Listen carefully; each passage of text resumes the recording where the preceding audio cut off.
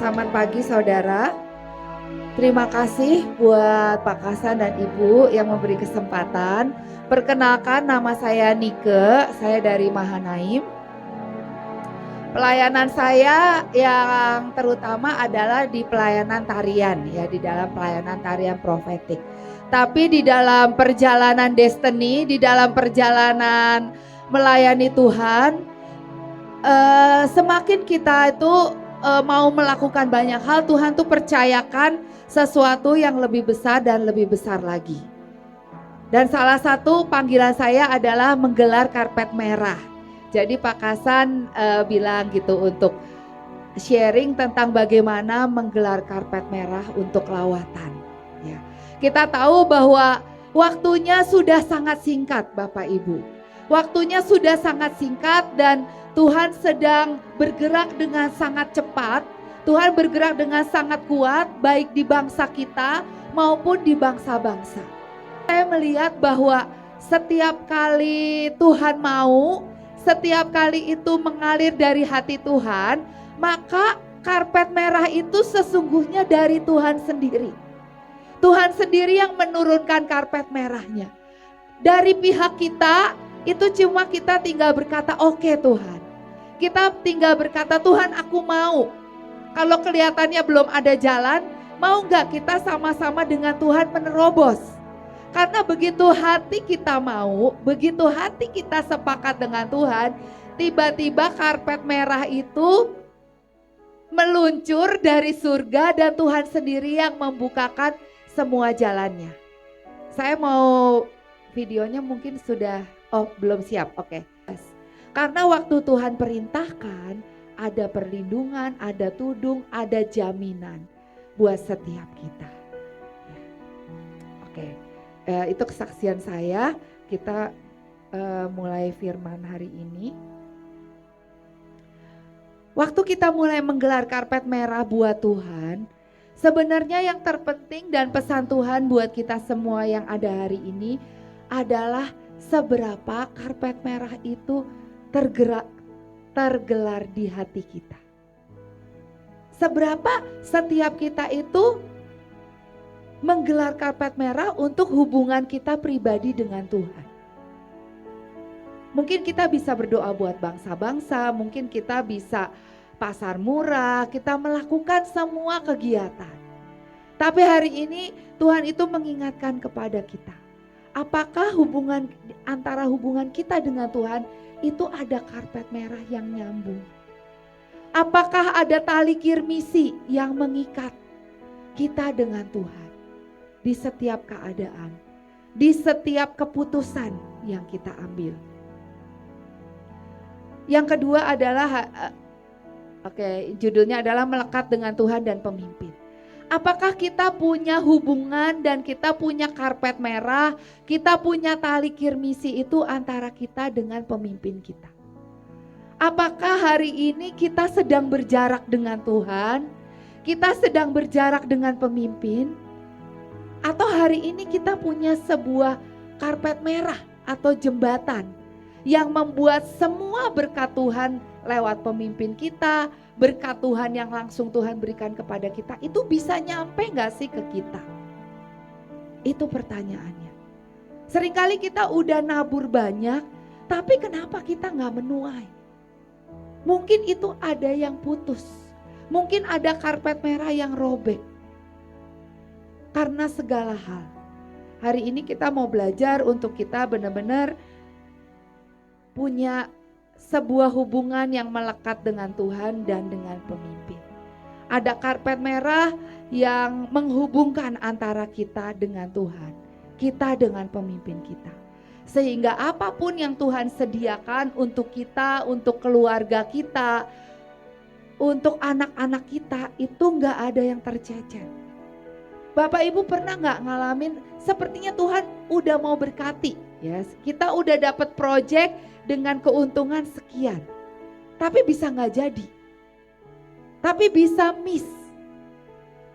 Nah hari ini kita mau berkata, kita mau belajar untuk kita hari ini sambil mendengarkan firman Tuhan. Mari kita minta ke Tuhan, Tuhan aku mau melekat, Aku nggak mau ada jarak dengan Engkau.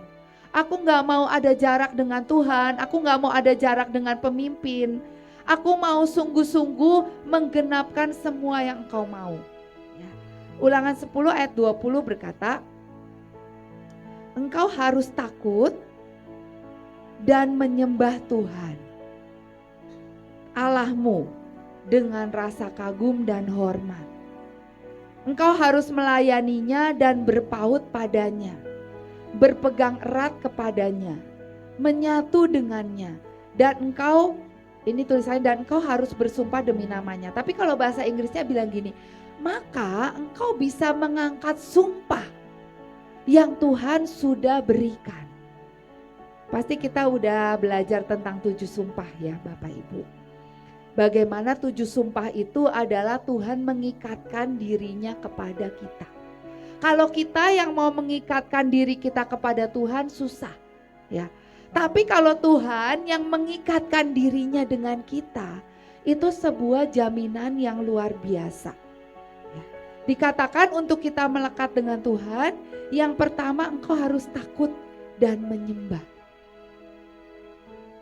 Tuhan bilang seperti ini. Waktu kita menyembah, itu seluruh sel kita itu akan mulai diciptakan ulang untuk menjadi seperti Tuhan. Dikatakan waktu Tuhan menciptakan kita apa? Segambar dan serupa dengan Tuhan. Tapi waktu kita jatuh ke dalam dosa, sel-sel kita ini rusak. Manusia awal diciptakan untuk hidup selamanya. Makannya apa? Makan dari buah pohon kehidupan. Kan ada 2 pohon. Di Taman Eden ada 2 pohon. Satunya pohon kehidupan, satunya pohon pengetahuan yang baik dan yang jahat. Yang kehidupan boleh dimakan nggak? Boleh. Justru kata Tuhan itu boleh dimakan. Yang nggak boleh dimakan adalah pohon pengetahuan yang baik dan jahat. Tapi hari itu iblis bilang gini, kalau kamu coba ini, kamu akan seperti Allah. Padahal gak usah mencoba pohon ini, gak usah makan pohon ini, udah seperti Allah. Betul? Ya. Jadi awalnya manusia itu makan buah dari pohon kehidupan. Dan sebenarnya destiny manusia adalah hidup selamanya. Selama makan pohon ini akan hidup selamanya. Tapi DNA manusia itu dirusak oleh iblis.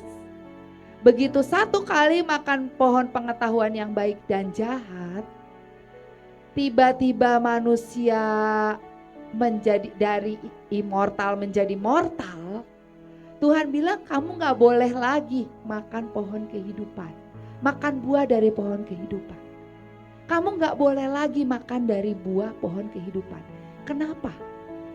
Kalau makan dari buah pohon kehidupan, maka dosanya itu akan kekal. Karena cintanya, hari itu Tuhan mengusir manusia dari Taman Eden. Kenapa? Kalau masih di Taman Eden, makan buah pohon kehidupan, maka dosanya akan kekal, gak bisa lagi tuh ditebus. Tapi hari itu waktu Tuhan mengusir dari Taman Eden, itu karena cintanya. Dan hari itu Tuhan bilang nanti satu hari Tuhan akan datang dan menebus dan membawa kita kembali untuk bisa menyembah Tuhan. Jadi hari ini kalau kita datang kepada Tuhan, Tuhan berkata ayo nyembah. Setiap kali ada kesempatan ayo sembah Tuhan. Setiap kali kita menyembah Tuhan, maka DNA kita itu sedang diciptakan ulang. Untuk kembali bisa dekat dengan Tuhan. Kenapa sih manusia itu berjarak? Loh, Tuhan yang ngusir apa gimana sih ceritanya? Hari itu manusia begitu tahu berdosa, tahu telanjang, manusia yang ngumpet dari Tuhan, sembunyi dari Tuhan. Maunya lari dari Tuhan. Itu DNA apa ya, dosa yang kita punya. Dalam segala hal mungkin kalau kita gak ngerti Tuhan, kalau kita ngerasa Tuhan gak jawab, kalau kita lagi ngerasa berdosa, kecenderungan kita apa? Lari. Kecenderungan kita menjauh. Dari orang, dari pemimpin kadang kita menjauh. Dari Tuhan kita menjauh. Berani-beraninya kita kadang marah sama Tuhan ya. Kenapa? Karena ada DNA dosa. Tapi Tuhan bilang dalam keadaan apapun datang menyembah. Maka kita akan terima DNA yang baru untuk kembali. Penyembahan adalah sebuah jalan untuk kembali ke hati Tuhan. Apapun keadaan kita saat ini, setiap kali pilih untuk menyembah dan kembali ke hatinya. Yang kedua, menyembah dengan rasa kagum dan hormat. Kadang kita bisa datang kepada Tuhan, menyembah itu dengan tanpa perasaan. Atau menyembah karena ya semua orang nyanyi, saya harus nyanyi. Tapi tambahkan di hati kita sebuah rasa kagum dan hormat. Kalau kita kagum dan hormat sama seseorang, pasti ada penyebabnya. Kalau kita nggak ngerti, kita nggak bisa kagum dan hormat. Bayangin Bapak Ibu, pemerintahan Jokowi, pemerintahan Prabowo, kita udah tahu presiden kita, kalau jadi seorang presiden itu bekerja kerasnya seperti apa. Tapi karena rakyat ini nggak ngerti artinya jadi presiden, nggak ngerti bebannya presiden, nggak ngerti betapa setiap keputusan yang diambil ini di antara dua keputusan terburuk harus diambil yang terbaik dari yang terburuk. Tapi kadang rakyat nggak ngerti resikonya. Apa yang terjadi terhadap pemimpin yang timbul itu bukan rasa kagum, hormat, mendukung. Tapi yang biasa terjadi di sosmed kita lihat apa? Memaki pemimpin. Ya. Presiden inilah, itulah, menteri ini itu pasti ada kesalahannya. Karena setiap manusia ada kesalahannya. Tapi kalau kita nggak ngerti, yang timbul bukan rasa kagum dan hormat. Yang timbul seringkali adalah kok gini sih, sebuah komplain demi komplain. Hari ini kalau di hati kita belum ada rasa kagum dan hormat akan Tuhan, mungkin kita belum ngerti hatinya. Tapi kalau kita hari ini belajar Tuhan, kasih tahu aku hatimu. Nanti akan timbul rasa kagum dan hormat akan Tuhan. Saya juga kagum dan hormat akan Tuhan waktu Tuhan jelasin. Waktu aku mengusir manusia dari Taman Eden, itu bukan karena aku marah dan benci dan buang manusia. Tapi itu adalah cinta. Karena itulah satu-satunya jalan untuk suatu hari aku bisa menebus seluruh dunia. Hari ini apapun yang terjadi dalam hidup kita. Mungkin itu masalah, mungkin itu kesulitan dalam hal apapun. Pelajari hati Tuhan. Tuhan maksud Tuhan apa? Seringkali Tuhan beri kesulitan untuk kita menemukan jalan yang baru. Untuk kita membereskan hidup kita. Untuk kita bisa lepas dari semua kelemahan-kelemahan kita. Selanjutnya engkau harus melayaninya dan berpaut kepadanya. Berpegang erat kepadanya dan menyatu dengannya. Jadi mulai dari menyembah, rasa kagum dan hormat, mulai melayani. Kalau melayani harus deketan kan ya. Kalau melayani kita semakin dekat dengan Tuhan. Selanjutnya berpaut padanya. Mengandalkan Tuhan dalam apapun. Dan yang ketiga adalah menyatu dengannya. Menyatu itu waktu Tuhan sedih, kita tahu Tuhan sedih. Waktu Tuhan rindu jiwa-jiwa, kita akan bergerak kemanapun Tuhan mau kita bergerak. Waktu kita menyatu dengan Tuhan, maka Tuhan bahkan akan melimpahi kita dengan semua yang terbaik. Karena hati Tuhan adalah mau memberikan semua yang terbaik buat kita. Tapi kalau hari ini kita belum menerima, mungkin masih ada kelemahan apapun yang harus kita bereskan.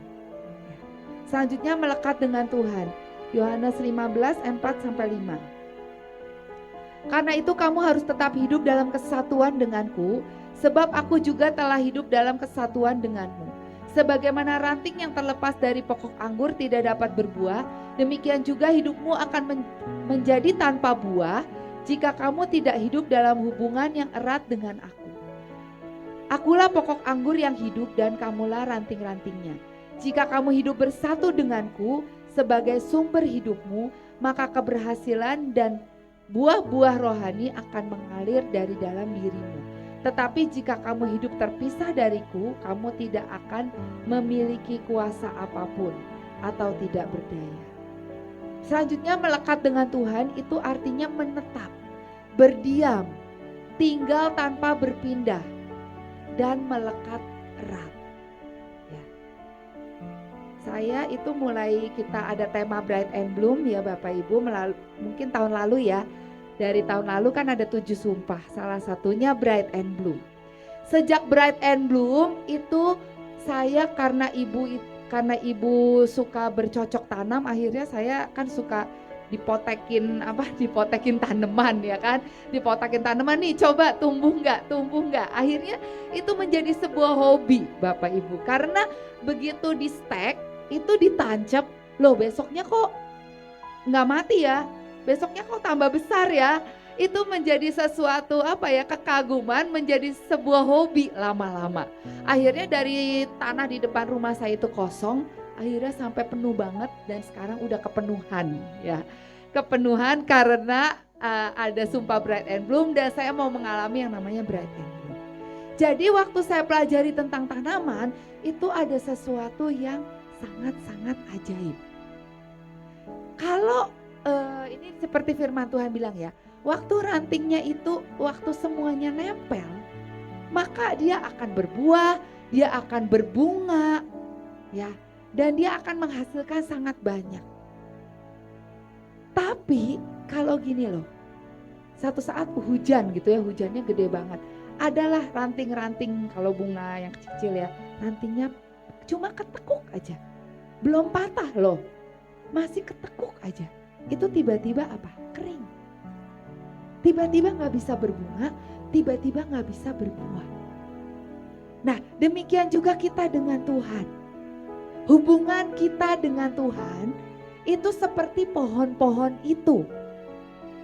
Kalau kita melekat dengan Tuhan, kita bisa menyerap semua yang daripada Tuhan.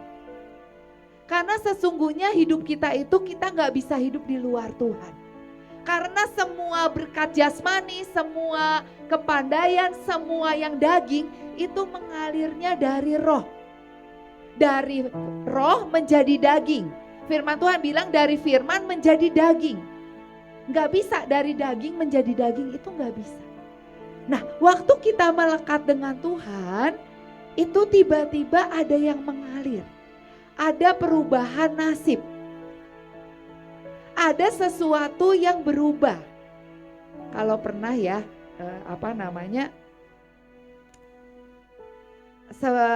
aku pernah ya stek bunga-bunga gitu ya, bunga-bunga dari tamannya Mahanaim. Itu kan kadang kalau kepanjangan udah dipotong-potong, sayang banget dibuang ya, dibagi-bagi, ditanam lagi supaya yang dari hadirat Tuhan itu benar-benar bisa ke setiap tempat gitu.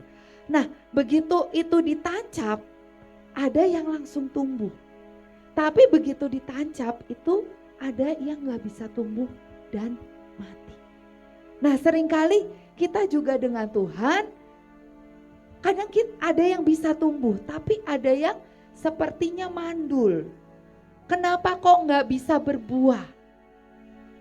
Nah itu kadang-kadang harus diikat lebih kuat lagi, harus dikasih pupuk lebih lagi. Nah demikian juga waktu kita memilih untuk melekat dengan Tuhan, maka kita akan menyerap DNA Kristus dan kita punya DNA yang baru. Selanjutnya kita juga butuh melekat dengan pemimpin. Ya. Setiap kita pasti yang ada di tempat ini pasti punya pemimpin ya. Bapak Ibu pemimpin di tempat ini Pak Kasan dan Bu Esther. Mereka adalah sebagai tudung dari Bapak Ibu yang ada di tempat ini. Jadi pemimpin kita itu adalah tudung. Pemimpin kita itu kalau nggak tahu tuding tuh kayak payung yang membuat hidup kita ini ada dalam perlindungan. Firman Tuhan bilang seperti ini, Ibrani 13 ayat 7. Ingatlah pemimpin-pemimpinmu, mereka yang telah menyampaikan firman Allah kepadamu. Perhatikan hasil dari cara hidup mereka, buah dari kehidupan mereka yang saleh, dan teladani iman mereka.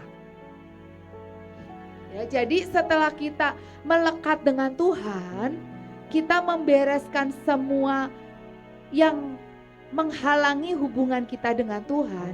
Kita yang kedua juga butuh membereskan hubungan kita dengan pemimpin. Pemimpin kita adalah pribadi. Ya, Tuhan juga pribadi. Artinya Tuhan punya selera. Ya, ada yang Tuhan suka, ada yang Tuhan nggak suka. Ya, ada yang mungkin pemimpin kita ada yang suka duren, nggak suka duren. Kalau buat Tuhan, misalnya kalau yang buat yang nggak suka duren, kesombongan itu seperti bau. Kesombongan kita, keminderan kita, ketidakpercayaan kita, itu adalah bau yang Tuhan gak suka. Tapi ada bau-bau yang Tuhan suka. Bau kerendahan hati, bau percaya, bau iman. Itu sesuatu yang Tuhan suka. Nah, waktu kita ada di bawah seseorang, kita juga harus belajar akan kesukaan dari pemimpin kita. Cara kerja pemimpin kita seperti apa? Nah, kita harus pelajari. Demikian waktu kita bisa mempelajari, maka seperti tadi, kita yang pertama kita menghormati, yang kedua kita mulai melayani, yang ketiga kita mulai punya perjanjian, dan kita meletakkan diri kita di bawah pemimpin, dan akhirnya kita akan bersama-sama untuk bisa melayani Tuhan. Tapi mungkin seringkali waktu melekat dengan pemimpin ini seringkali ini sesuatu yang tidak simpel ya, cukup kompleks. Contohnya adalah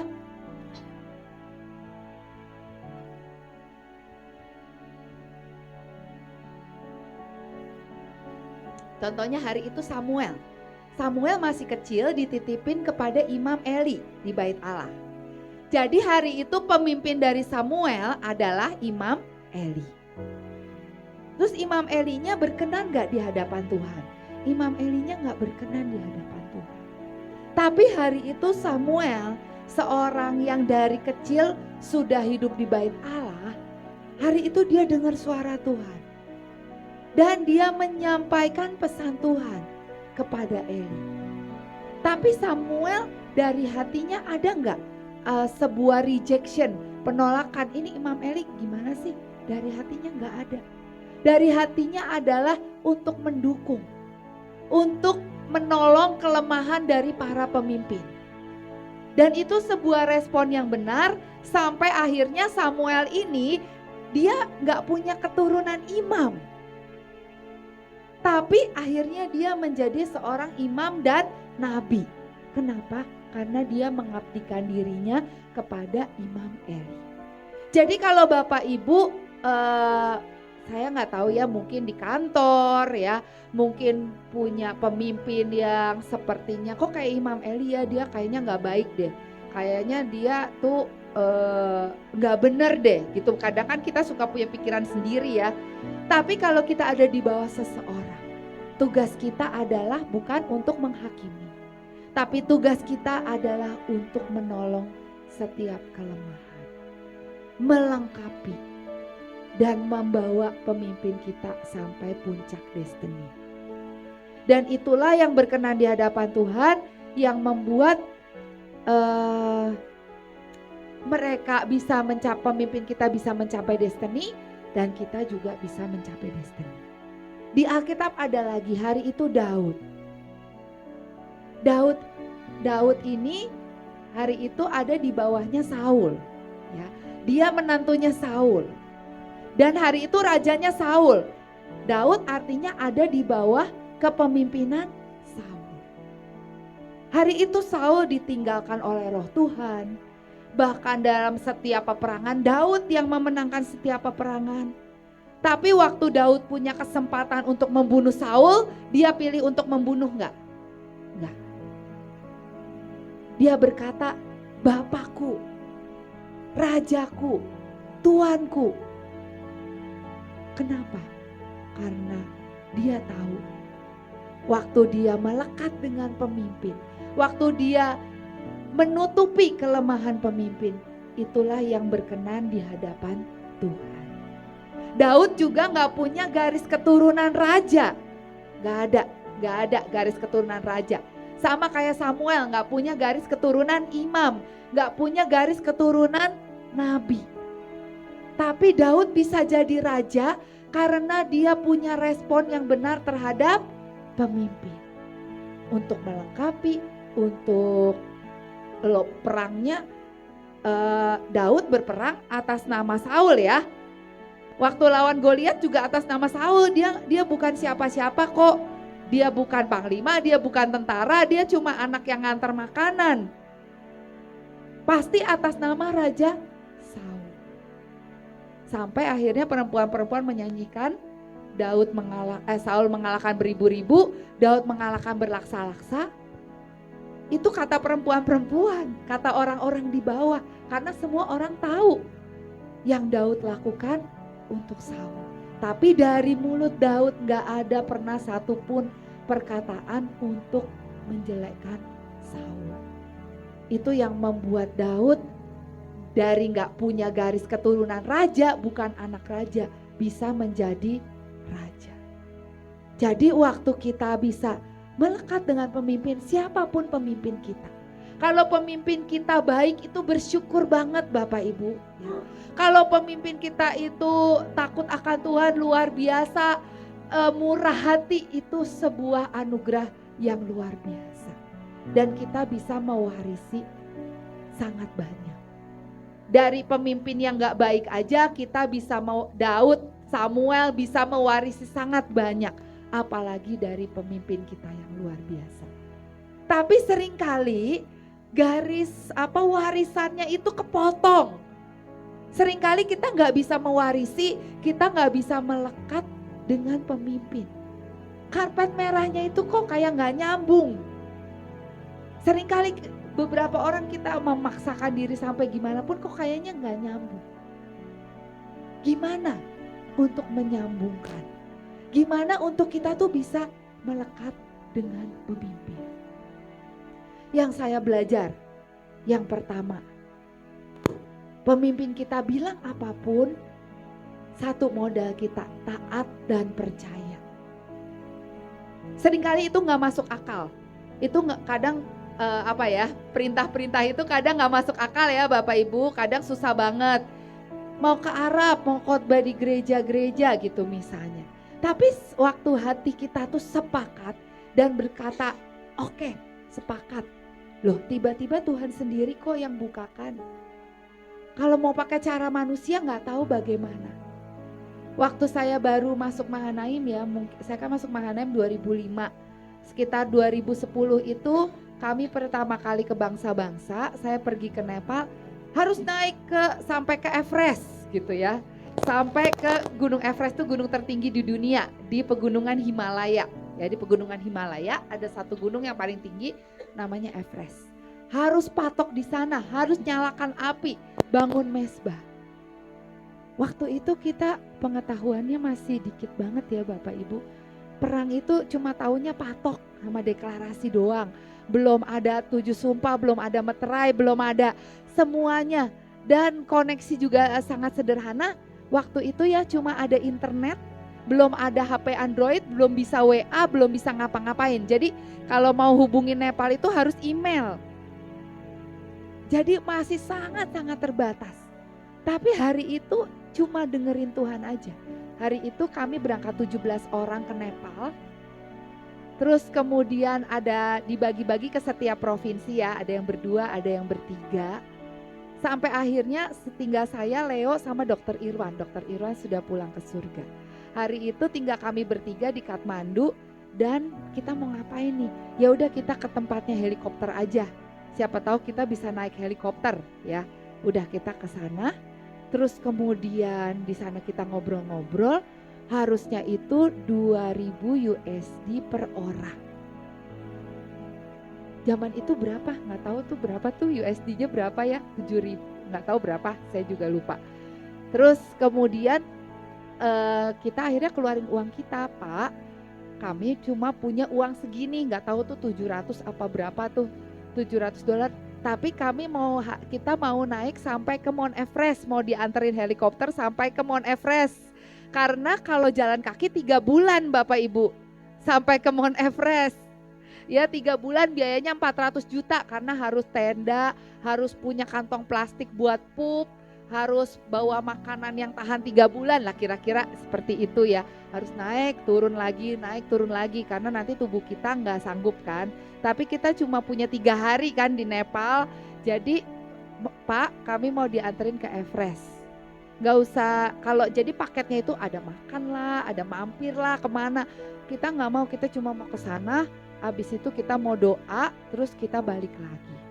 Nah orangnya ini jadi bingung banget ya. Orang helikopternya bingung banget. Nih orang dari Indonesia jauh-jauh, katanya besok udah mau pulang ke Indonesia lagi, gimana. Jadi ternyata mereka itu ada sebuah tradisi. Jadi kalau orang datang dari jauh banget, terus kan kita udah bawa oleh-oleh kan, kasih gelang api, kasih kue tumen, kasih semuanya. Kalau ada orang dari jauh tuh permintaannya nggak boleh ditolak gitu.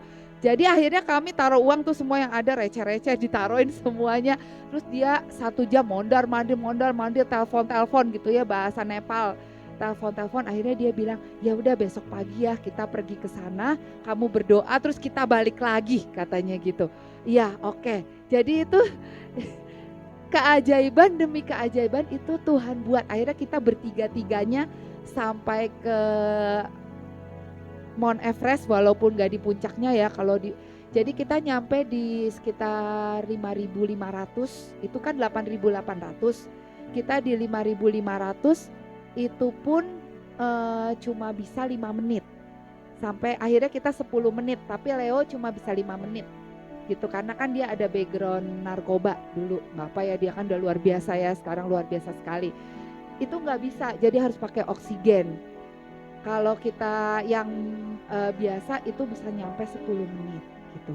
Cuma bisa 10 menit dan itu hampa udara banget, sedikit banget, tipis banget udaranya, dan di situ kita tancap banner dan kita lakukan yang Tuhan mau. Nah, seringkali mungkin pasti kita dalam menghadapi pelayanan, pekerjaan sangat banyak kemustahilan yang kita hadapi. Tapi waktu hati kita percaya, hati kita bulat, hati kita mau, itu Tuhan akan bukakan semuanya. Ya. Belakangan ini juga Ibu bilang seperti ini, kerjain perak. Aduh, kerjaan saya udah banyak banget Bapak Ibu. Jadi saya gitu, aduh kayaknya gimana ya, sempet gak ya gitu. Tapi hari itu tiba-tiba orang peraknya yang chat ke saya gitu, bisanya gitu kan, emang sebelumnya saya pernah beli perak gitu ya buat 7 panggilan. Terus tiba-tiba orangnya itu hubungin saya. Begitu orangnya hubungin saya langsung nyaut, Bu saya mau jadi reseller gini. Akhirnya itu Tuhan bukakan lagi. Jadi seringkali cuma ada di hati kita ini kok, kitanya mau apa enggak. Kalau saya ya Bapak Ibu, ini perjalanan setiap kita dengan Tuhan ya. Begitu hati kita mau, itu Tuhan sendiri yang bukakan jalannya. Waktu kita mau melekat dengan Tuhan dan dengan pemimpin. Kita belajar yang pertama dari Elisa. Mungkin banyak dari kita di tempat ini termasuk saya, kita bukan orang nomor 1. Artinya kita bukan pemimpin paling atas. Tapi kita mungkin ada di layer 2, ada di layer 3, menjadi orang seperti Elisa. Ya. Seperti Elisa terhadap Elia.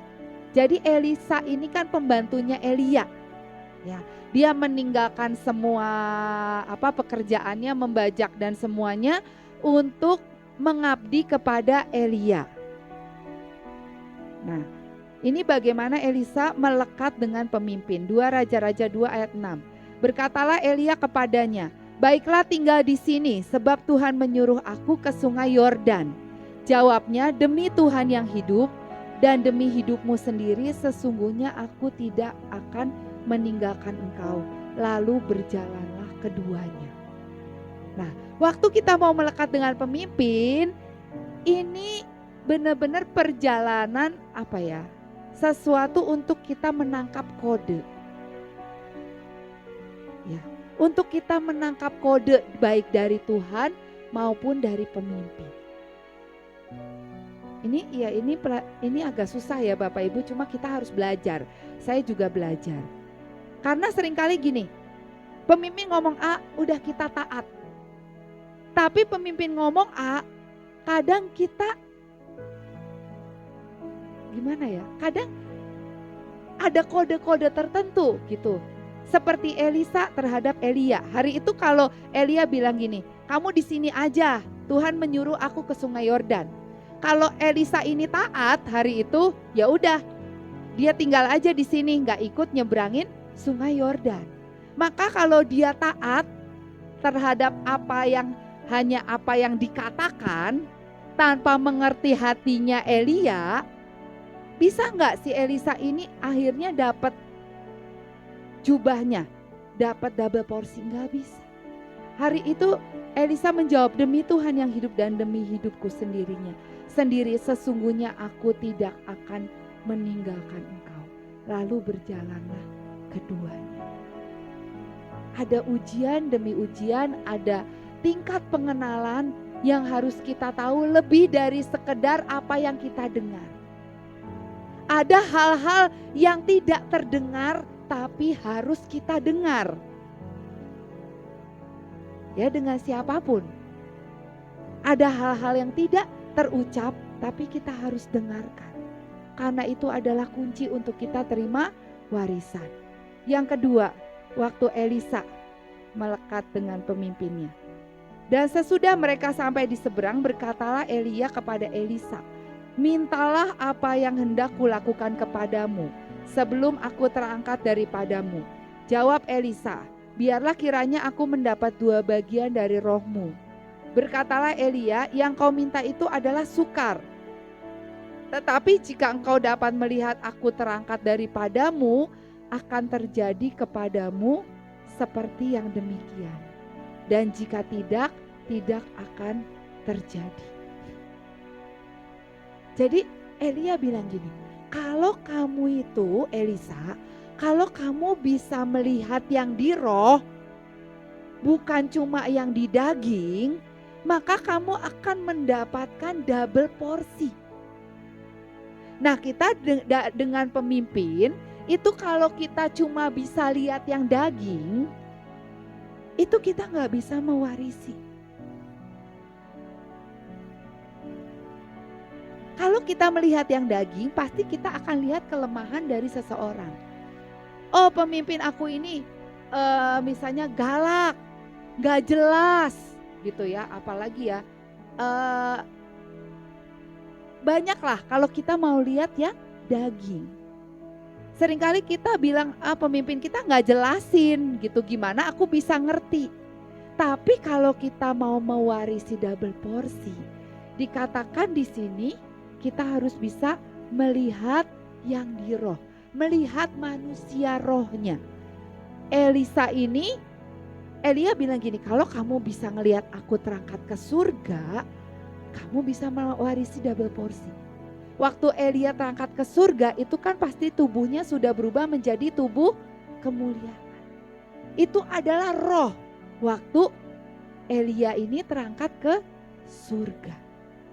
Jadi hari itu ini menjadi sebuah kunci. Lihat pemimpinmu itu bukan hanya yang di daging. Bukan hanya kelebihan, kekurangan yang di daging. Tapi lihat rohnya, maka engkau akan bisa mewarisi. Mewarisi itu bukan artinya kita sama ya. Tapi waktu kita mewarisi bahkan kita bisa double porsi. Selanjutnya Elisa. ini masih melekat dengan pemimpin. Sesudah itu dipungutnya jubah Elia yang telah terjatuh. Lalu ia berjalan hendak pulang dan berdiri di tepi sungai Yordan. Ia mengambil jubah Elia yang telah terjatuh itu, dipukulkannya ke atas air itu sambil berseru, "Di manakah Tuhan Allah Elia?" Ia memukul air itu lalu terbagi ke sebelah sini dan ke sebelah sana, maka menyeberanglah Elisa. Hari itu waktu Elisa menangkap jubah dari Elia, tiba-tiba dia bisa melakukan mujizat. Tiba-tiba warisan itu turun. Kalau dia, oh ini jubah, terus gini, ini buat apa ya? Dia nggak pukulkan, dia nggak aktifkan jubah itu, maka bisa nggak terbelah? Nggak akan bisa terbelah. Jadi warisan sebesar apapun yang kita terima dari pemimpin kita, kalau kita nggak berani melangkah, kalau kita nggak berani untuk istilahnya memukulkan jubah ini ke air, kalau kita nggak berani mengambil langkah karena iman kita sendiri, itu nggak akan bisa terbelah. Pemimpin kita sangat ingin kok mewariskan segala sesuatu. Saya punya pelayanan kan penari-penari di 38 provinsi. Sejak lama sudah saya bagi warisannya ya. Penari di seluruh provinsi Aceh si A, seluruh penari di Sumatera Utara si B, di Jawa Tengah si C gitu ya, Bali, NTT, NTB semuanya sudah dibagi warisan ya. Artinya kalau itu dikembangkan itu akan menjadi luar biasa. Tapi yang mengembangkan ya kira-kira 3-4 provinsi dari 38 provinsi. Enggak semuanya tuh mau ambil jubah dan pukulkan ke air, belah itu semua kemustahilan dan kerjakan itu gitu. Ya mungkin udah berjalan 10-12 tahun dari si A pindah ke si B, pindah ke si C, belum digarap juga ya. Jadi itu belum dikembangkan. Kenapa? Karena belum melekat, belum bisa melekat. Belum bisa tahu urgensinya. Tapi kalau yang ada provinsi-provinsi yang dikembangkan, itu penarinya satu provinsi bisa 300, bisa 500. Setiap kali ada tugas serempak 38 provinsi, itu bisa 8 kota gerak sekaligus ya. Jadi memang ini sebuah perjalanan untuk melekat itu harus ada dari pihak kitanya juga. Gelar karpet merah itu dari pihak kitanya juga gitu. Pemimpin sangat mau, tapi kitanya mau apa enggak ya. Selanjutnya Elisa itu melekat dengan Tuhan ya. Waktu Elia udah pergi, dia dibawa Tuhan dalam sebuah perjalanan keajaiban yang double porsi ya. Mungkin Elia gak membangkitkan orang mati, tapi dia membangkitkan orang mati. Sesudah ia masuk, ditutup nyala pintu sehingga ia sendiri dengan anak itu di dalam kamar. Kemudian berdoalah ia kepada Tuhan, lalu ia membaringkan diri di atas anak itu, dengan mulutnya di atas mulut anak itu dan matanya di atas mata anak itu, serta telapak tangannya di atas telapak tangan itu. Dan karena ia meniarap di atas anak itu, maka menjadi panaslah badan anak itu. Ada selain mujizat, ada kuasa kehidupan, kuasa kesembuhan yang mengalir, yang bahkan mungkin gak dipunyai oleh pemimpin sebelumnya. Ada sesuatu yang Tuhan buat luar biasa. Dan selanjutnya jawabnya jangan takut sebab lebih banyak yang menyertai kita daripada yang menyertai mereka. Lalu berdoalah Elisa, ya Tuhan, bukalah kiranya matanya supaya ia melihat. Maka Tuhan membuka mata bujang itu sehingga ia melihat. Tampaklah gunung itu penuh dengan kuda dan kereta berapi sekeliling Elisa. Dia juga mewarisi kereta berapinya Elia. Ya, hari itu dia mewarisi juga kereta berapinya Elia itu datang juga. Dan dia si Elisa ini punya murid-murid, punya bujang di mana dia akan mewariskan juga apa yang dia punya. Jadi hari ini Bapak Ibu, kalau kita mau melekat dengan Tuhan, melekat dengan pemimpin, kita juga harus punya murid. Setiap pribadi di tempat ini Tuhan rindu kita itu punya murid. Kenapa? Karena sebelum Yesus naik ke surga, Tuhan bilang gini, apa? Pergilah, jadikanlah segala bangsa muridku. Jadi artinya, jadikan segala bangsa muridnya Tuhan. Tapi yang memuridkan siapa? Kita. Ya, kita yang memuridkan untuk setiap orang-orang ini jadi muridnya Tuhan. Hari itu bujangnya yang gak pernah punya penglihatan, tiba-tiba Elisa berdoa, Tuhan bukalah kiranya matanya supaya ia dapat melihat. Banyak orang yang mata rohaninya buta. Banyak orang yang gak bisa untuk melihat, untuk mendapat berkat tuh jalannya gimana ya. Banyak orang utang kanan, utang kiri, kenapa? Karena buta. Karena gak bisa lihat ini jalan berkat tuh pintunya yang mana ya. Pintunya yang mana. Hari ini kalau kita punya murid, kita bisa doakan, kita bisa arahkan, dan kita bisa berdoa, Tuhan bukalah kiranya matanya supaya ia melihat. Kita juga berdoa buat diri kita, ya Tuhan bukakan mataku supaya aku bisa melihat. Selanjutnya ada Yosua.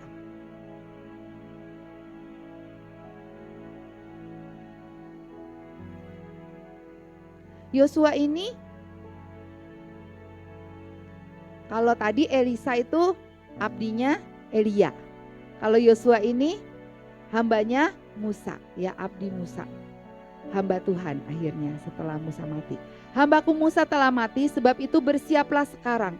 Seberangilah sungai Yordan ini, engkau dan seluruh bangsa ini, menuju negeri yang akan kuberikan kepada mereka, kepada orang Israel. Hari itu, jadi gini, kalau bisa diceritain ya, kalau Musa itu kan doa, lihat penglihatan, ketemu Tuhan, bisa tahu tuh ukuran apa, ukuran kemah suci, panjangnya, lebarnya, gimana bikin tabut, gimana bikin semua. Pokoknya Musa itu full penuh dengan keilahian. Nah seringkali mungkin kalau kita orang-orang yang kurang dalam keilahian kan kita bilangnya gini, ya udah pemimpinku kan emang ilahi, dia bisa ngeliat, dia bisa dia bisa dengar suara Tuhan, dia bisa dapat dari Tuhan. Tapi seringkali kita ngerasa gini, aku bukan orang yang ilahi Tuhan. Nah Yosua ini sepanjang dia ikut Musa, dia itu nggak lihat apa-apa. Musa ketemu Tuhan, dia nungguin doang, ya. Dia nggak lihat apa-apa, dia juga udah. Tapi gini, waktu Musa tidur, Yosua tidurnya di luar, dia ngeliatin. Nanti kalau tiang apinya naik, dia bangunin Musa, Musa tiang apinya naik, kayaknya harus ditiupin shofar deh supaya seluruh bangsa Israel beres-beres kukut-kukut karena sebentar lagi tiang apinya mau jalan. Nah Yosua tugasnya seperti itu ya. Terus kalau tiba-tiba tiang apinya itu turun di di kemah pertemuan, dia bangunin Musa lagi, Musa itu tiang apinya turun, kayaknya Tuhan mau ngomong deh sama kamu gitu ya. Ayo cepet siap-siap. Nah tugasnya Yosua gitu, tapi dia bukan orang yang ketemu Tuhan. Bahkan sepanjang Yosua ini memimpin bangsa Israel, bahkan dia itu melaksanakan apa yang Tuhan ngomong kepada Musa selama dia menjadi abdinya. Bahkan mungkin dia jarang sekali untuk berjumpa dengan Tuhan. Tapi bahkan dia yang berhasil membawa bangsa Israel masuk dalam tanah perjanjian. Jadi hari ini kalau kita merasa aku bukan yang peka-peka. Loh, kita itu semua punya keilahian dalam sisi yang berbeda-beda. Jadi jangan pengen, Yosua gak perlu pengen jadi kayak Musa. Yosua bisa menjadi dirinya sendiri dan dia akan menyelesaikan tugas Musa. Selanjutnya Yosua bin Nun penuh dengan roh kebijaksanaan, sebab Musa telah meletakkan tangannya ke atasnya. Sebab itu orang Israel mendengarkan dia dan melakukan seperti yang diperintahkan Tuhan kepada Musa. Ya. Jadi Yosua ini punya yang namanya roh kebijaksanaan waktu Musa meletakkan tangannya. Jadi setiap kali pemimpin kita kalau ada kesempatan minta ditumpangin tangan, itu sesuatu yang sangat ajaib. Kenapa? Karena sekalipun Yosua ini enggak yang berjumpa dengan Tuhan, dikatakan orang Israel tuh mendengarkan dia dan melakukan seperti yang diperintahkan Tuhan kepada Musa. Bukan seperti yang diperintahkan Tuhan kepada Yosua. Karena tugas Yosua adalah generasi penuntas. Tugas dia adalah melakukan semua yang Tuhan bilang kepada Musa yang belum selesai dilakukan. Itu panggilan dia. Dan tiba-tiba roh kebijaksanaan ini yang turun ke atas Yosua membuat semua yang Tuhan perintahkan kepada Musa itu Yosua bisa lakukan. Jadi hari ini aku nggak tahu, mungkin ada tugas-tugas dari pemimpin yang belum selesai. Mungkin ada destiny dari ayah, dari ibu, dari pemimpin-pemimpin di atas kita yang sebenarnya itu menjadi bagian kita, menjadi bagian keluarga kita, tapi itu belum diselesaikan. Nah, setiap kita punya waktu kita bisa melekat, kita akan menjadi orang yang menyelesaikan. Dengan cara apapun, mungkin dengan cara yang sangat berbeda. Ya. Kakek saya itu seorang pendeta GKI, ya, pendeta ya gereja Protestan, pendeta GKI. Nah, salah satu panggilannya adalah untuk menginjil. Jadi kakek saya itu zaman dulu naik kapal sampai ke Maluku Utara, memberitakan Injil. Setahu saya ke bangsa-bangsa juga memberitakan Injil. Ya zaman gak tahu mungkin berapa puluh tahun yang lalu ya. Tapi apa yang belum dia selesaikan, saya tahu hari ini diselesaikan dari ke generasi ayah saya dan turun juga ke generasi saya untuk memberitakan Injil. Ayah saya memberitakan Injil lewat lewat tulisan-tulisan kayu ya. Itu sampai ke bangsa-bangsa ya. Dan saya modelnya beda lagi. Saya ke bangsa-bangsa melalui tarian profetik ya. Jadi saya ke bangsa-bangsa ini bukan khotbah Bapak Ibu, ya khotbah saya gini-gini aja kan ya. Tapi tugas utama saya adalah nari, menggelar karpet merah buat Tuhan di bangsa-bangsa. Nari ya sampai di pasar-pasar, di lapangan, di gunung, di sungai, di laut ya, di pesawat gitu ya. Jadi ada sebenarnya setiap kita itu punya warisan-warisan panggilan. Mungkin keluarga Bapak Ibu ada yang kakeknya tuh orang terkaya di mana. Tapi kok mungkin sampai ke keturunan berikutnya itu kok kayak seperti terpotong. Nah, waktu kita melekat dengan Tuhan, itu ada sebuah panggilan sebenarnya yang harus kita tuntaskan. Mungkin ada yang panggilannya adalah untuk bagi-bagi, selalu bagi-bagi uang lah, bagi-bagi makanan. Ada yang panggilannya untuk mendoakan kesembuhan atau apapun. Saya percaya setiap kita pasti punya warisan-warisan yang ajaib ya. Nah, itu juga menjadi bagian yang harus kita kerjakan. Tapi sebenarnya dari warisan-warisan itu seringkali ngikut warisan-warisan yang negatif. Karena itu pasti udah belajar TPU ya Pak. Tanah, pohon, ukiran jiwa yang harus kita cabut-cabut. Mungkin dari mana tempat kita tinggal. Kalau tanah kan dari kita pernah tinggal di mana, kita pernah lahir di mana, apa yang terjadi di kota itu, apa yang ada di kota itu kita harus cabut. Sampai hari ini saya belum selesai untuk membereskan TPU saya sendiri. Karena itu setiap kali muncul itu harus dicabut. Semua pohon-pohon yang dari kalau pohon tuh dari atas ya, dari keluarga-keluarga kita. Nenek kita gimana, kakek kita gimana, dari ayah, dari ibu, pernah ngalamin apa, pernah apapun. Nah itu harus kita cabut. Penyakit apa yang turun-temurun sampai ada banyak di keluarga kita yang kena, itu harus kita cabut-cabut. Kenapa? Karena itulah yang menghalangi kita untuk menuntaskan destiny, untuk menggenapkan destiny. Nah itu harus kita cabut setiap saat ya. Saya loncat aja next ke kesadaran untuk sembuh. Jadi banyak orang itu waktu kita mau punya karpet merah pribadi dengan Tuhan, waktu kita mau punya karpet merah pribadi dengan pemimpin, seringkali itu terputus karena yang tadi yang saya bilang, ada tanah, pohon, ukiran jiwa yang belum selesai. Tapi kita nggak pernah mau untuk sadar.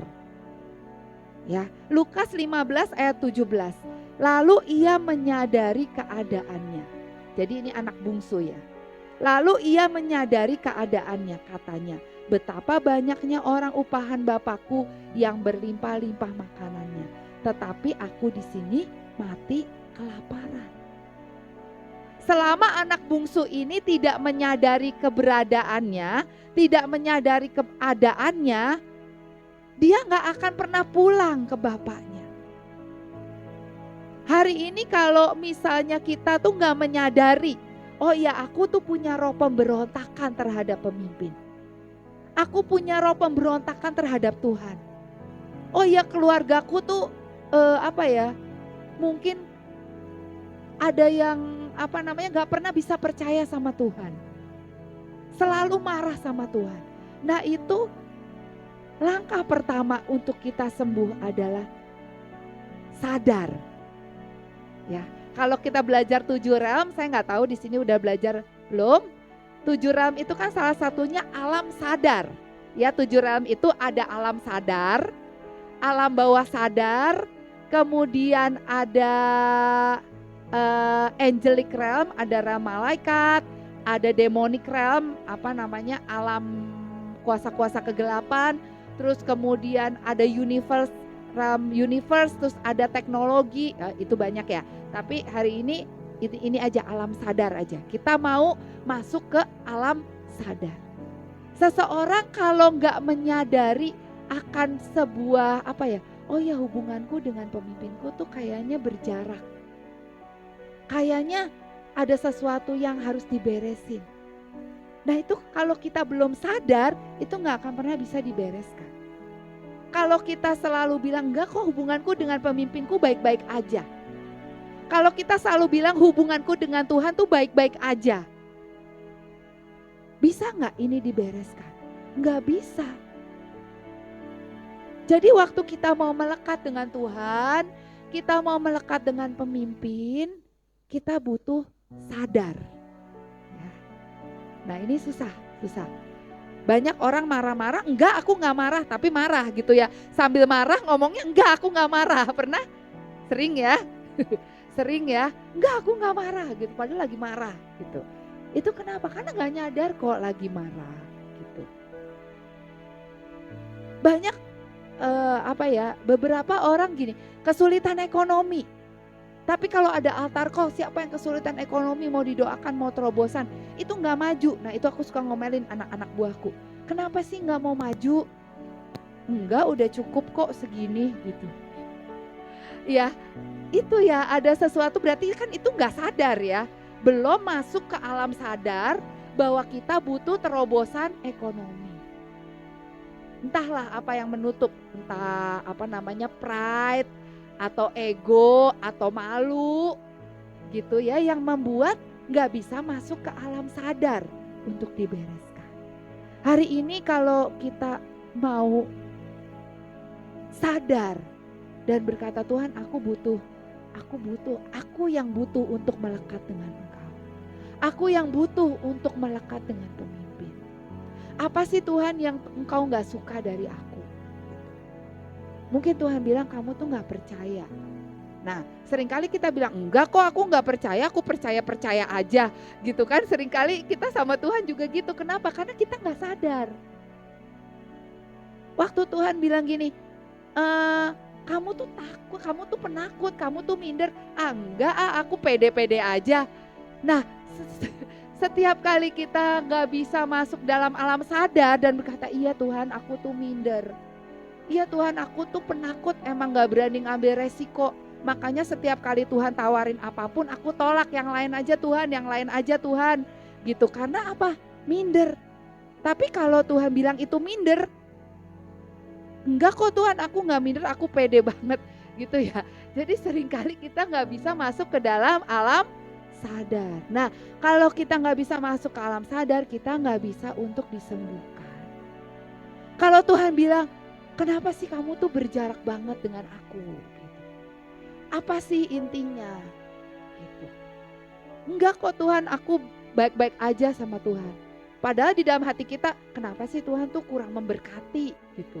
Ya itu dalam hati doang. Tapi kalau Tuhan nanya nggak berani jawab. Iya Tuhan aku tuh merasa berkatku tuh kurang. Jadi aku tuh agak berjarak dengan Tuhan. Nah sekali kita berani ngomong itu, itulah sebuah kesadaran. Nanti Tuhan akan bilang, iya aku kan udah buka jalan kemarin ketemu sama si A. Kemarin kan udah ditemuin sama si B. Kenapa kamu gak mau ambil? Kenapa kamu iya Pak besok ya lihat-lihat nanti gitu. Gak berani untuk mengambil apa yang Tuhan berikan. Nah waktu kita masuk dalam kesadaran itu, nanti Tuhan bisa ubahkan. Nanti oh iya oke deh Tuhan nanti kalau ada kesempatan lagi aku berani gitu ya. Cabut Tuhan semua ketakutan, cabut semua keminderan, karena keminderan itu kriminal kata firman Tuhan ya, cabut semuanya Tuhan, biar aku lain kali bisa masuk ke dalam perjanjian yang Kau berikan. Yohanes 5 ayat 6 sampai 7 ya, ketika Yesus melihat orang itu berbaringlah di situ dan karena ia tahu bahwa ia telah lama dalam keadaannya itu, berkatalah ia kepadanya, maukah engkau sembuh? Nah ini juga kadang gitu Tuhan bilang, maukah engkau sembuh? Harusnya jawabannya apa? Mau. Udah kan, berarti udah masuk alam sadar, udah to the point, udah langsung ya udah sembuh. Dijawabnya muter-muter. Jawab orang sakit itu kepadanya, Tuhan tidak ada orang yang menurunkan aku ke dalam kolam itu.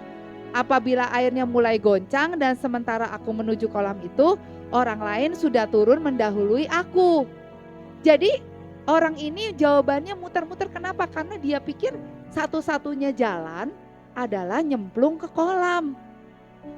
Padahal dia ketemu sang penyembuh. Orang udah ditanya kok, maukah engkau sembuh? Tinggal jawab, mau, udah beres.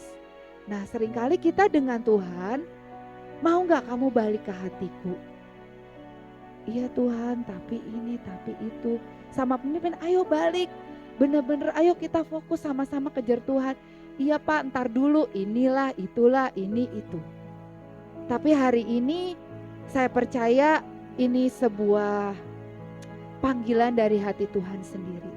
Untuk kita kembali melekat dengan Tuhan. Untuk kita kembali diikatkan. Mungkin carang-carang yang patah kembali lagi diikatkan kepada pokok anggur yang benar. Kita kembali untuk punya hubungan dengan Tuhan di bawah cover pemimpin. Dan salah satu yang saya pelajari adalah waktu kita berikan perpuluhan kita kepada pemimpin kita. Karena dikatakan di firman Tuhan tuh hukumnya seperti ini. Dalam Alkitab tuh penuh hukum dan ketetapan ya. Hukumnya di mana hartamu berada, di situ hatimu berada. Waktu kita berikan perpuluhan kepada pemimpin, waktu kita berikan mungkin apa yang Tuhan suruh, itu tiba-tiba menjadi sebuah jembatan untuk kita kembali terhubung. Tapi itu yang paling rendah, itu yang paling murah, itu yang paling gampang. Tapi waktu kita berani meletakkan diri kita di hadapan Tuhan, di hadapan pemimpin, meletakkan diri kita untuk kembali apa yang Tuhan mau. Saya percaya maka kita akan berlipat kali ganda. Apa yang Tuhan sudah percayakan, apa yang Tuhan rencanakan. Karena sebenarnya berkat jasmani, berkat ilahi ya, baik rumah, kendaraan, baik hubungan, baik apapun yang berkat ya, berkat itu bukan cuma uang ya, berkat kesehatan dan semuanya itu sebenarnya Tuhan sudah sediakan sangat banyak. Tapi masalahnya gimana itu bisa nyampe ke kita? Gimana caranya itu bisa menjadi daging? Nah, salah satunya yuk kita bereskan semuanya supaya kita bisa terima semua yang terbaik. Mari kita berdoa.